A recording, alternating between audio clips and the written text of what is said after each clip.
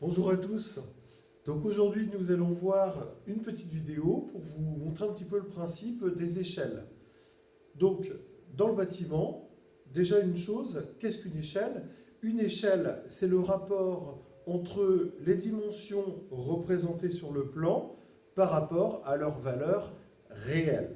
Il faut savoir que dans le bâtiment, vous avez toujours des rapports du type 1 quelque chose, c'est-à-dire 1 cinquantième, 1 soixante-quinzième, 1 200e, ainsi de suite. Ça peut être d'un plan habituel d'une maison pour un bâtiment pour les peintres ou les carreleurs, des fresques, des mosaïques, c'est-à-dire évidemment une échelle qui réduit beaucoup moins qu'une échelle représentant une maison ou un bâtiment. Comment ça marche? Comment les calcule-t-on? C'est ce qu'on va voir maintenant. Vous avez 3 objectifs sur ce cours sur les échelles. Premier objectif, si vous connaissez la valeur de l'échelle et sa cote représentée sur le plan, tout simplement, vous avez mesuré avec votre double décimètre, il faut savoir retrouver sa cote réelle. Par exemple, vous êtes sur un chantier, vous voulez commencer à poser vos parpaings et savoir la longueur de mur qu'il va falloir construire. Vous avez votre plan, vous avez l'échelle, vous prenez votre règle, vous mesurez la cote sur le plan et il va falloir calculer la cote réelle qui lui correspond. Comment ça marche? C'est ce qu'on va voir dans un instant, puisque vous avez 2 autres objectifs encore qu'on va voir juste avant. Le deuxième objectif est un peu l'objectif inverse, c'est-à-dire on vous donne la cote cette fois-ci réelle, vous êtes par exemple dans une salle de dessin, on vous donne l'échelle et il faut savoir représenter par exemple ce porte-mur sur une feuille, sur un plan. Donc là pareil, on va voir que ce n'est pas très compliqué. À partir de l'échelle et de la cote réelle, très vite, vous êtes en mesure de calculer la cote sur le plan. Et enfin, dernier objectif, on vous donne la cote réelle, elle est indiquée tout simplement sur le plan. Vous avez obtenu sa cote sur le plan, en mesurant avec vos doubles décimètres, et l'échelle ne figure pas. Il faut savoir la retrouver. Bonne nouvelle pour vous, ça fait 3 objectifs, un peu dur, mais vous avez une seule façon de résoudre. La façon unique, c'est la façon que je vais vous montrer maintenant. Et pour ceux qui sont un peu à l'aise avec la proportionnalité, bonne nouvelle pour vous, eh ben, ça va être tout simplement avec un produit en croix qu'on va y arriver. Donc produit en croix, dans lequel on va essayer de bien rentrer les données de façon logique et efficace, à savoir la colonne de droite. Vous allez pouvoir mettre un 1 en haut de la colonne de droite, puisque dans le bâtiment, une échelle, c'est toujours 1 quelque chose. 1 200e, 1 50e, etc. Et je viens plus ou moins de vous le dire, la colonne de droite, par conséquent, sera réservée à l'échelle. Donc 1 50e, 1 200e, 1 75e, etc. Toujours la colonne de droite réservée à l'échelle. Il faut après savoir que la ligne du haut sera réservée à la cote sur le plan et la ligne du bas sera réservée à la cote réelle. Comment faire pour s'en souvenir? Dites-vous que c'est par ordre alphabétique. P comme plan, R comme réel. Si au lieu de mettre plan, j'ai mis dessin, c'est pareil. D comme dessin, R comme réel. Et ceux qui ne sont toujours pas à l'aise avec l'ordre alphabétique, dites-vous tout simplement réel, c'est les pieds sur terre. Donc, ligne du bout. Voilà. Maintenant que vous savez ça, eh ben, ça va aller tout seul maintenant pour les 3 objectifs. Et on va voir qu'à partir de ce fameux tableau en croix, on va pouvoir résoudre chacun des 3 cas.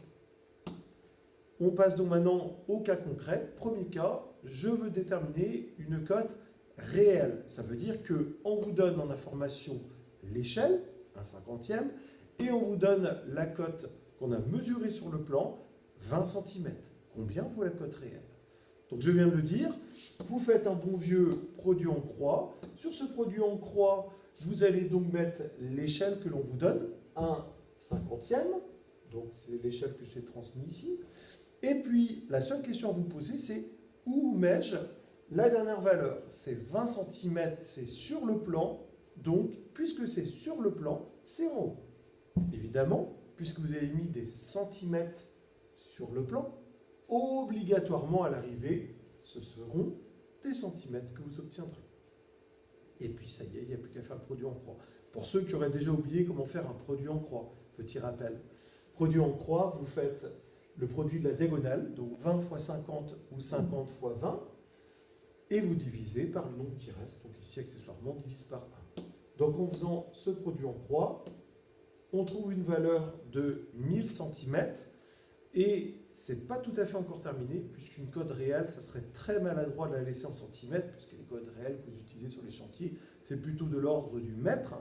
Donc pour terminer, on convertit ces 1000 cm en mètres. Pour ceux qui ne savent toujours pas convertir, un petit tuto sera fait prochainement sur les conversions, lorsque l'on abordera les périmètres en particulier. Donc là, pour l'instant, voilà, je vous donne la conversion. 1000 cm donne 10 mètres. Voilà pour le premier cas. Deuxième cas, c'est un peu le cas inverse. On veut représenter une cote sur le plan. C'est-à-dire, vous avez encore l'échelle qui vaut 1/2 centième. Vous avez la cote réelle qui vaut donc ici 6,2 mètres. Même chose, je sors mon bon vieux tableau en croix dans lequel je vais mettre mon échelle, 1/2 centième. Et donc là, il y a deux façons de faire. Soit vous rentrez vos 6,2 mètres en bas, puisque c'est une cote réelle, donc réelle pied sur terre en bas. Donc soit vous la rentrez en mètres, donc ça veut dire qu'à l'arrivée, vous aurez des mètres. Soit comme vous voyez, je viens de vous le montrer ici, vous avez des centimètres, et dans ce cas-là, vous aurez directement les centimètres. C'est quoi l'avantage d'avoir converti directement vos 6,2 mètres en centimètres avant de les mettre dans le tableau? C'est qu'une cote sur le plan que vous allez représenter, ça va bien être avec un double décimètre. Donc vous n'allez pas vous amuser à garder les cotes en mètres. Puisque vous avez besoin de centimètres pour votre règle, le plus simple, c'est directement convertir vos 6,2 mètres en centimètres, ce qui donne 620 centimètres. Et puis après, le produit en croix me permettra directement d'avoir la valeur demandée en centimètres.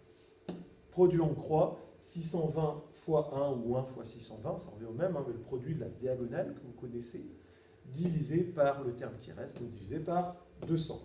Et vous trouvez donc 3,1 cm. Et ça y est, vous pouvez passer à l'attaque et représenter votre cote sur votre feuille. Il nous reste un dernier objectif, c'est comment trouver une échelle en connaissant la cote réelle, on la lit sur la feuille, et sa dimension sur le plan que vous avez mesuré avec votre double décimètre. Donc ici, 4 mètres pour la cote réelle. Pour la représentation sur le dessin, vous voyez, c'est 20 cm. Quelle est l'échelle correspondante?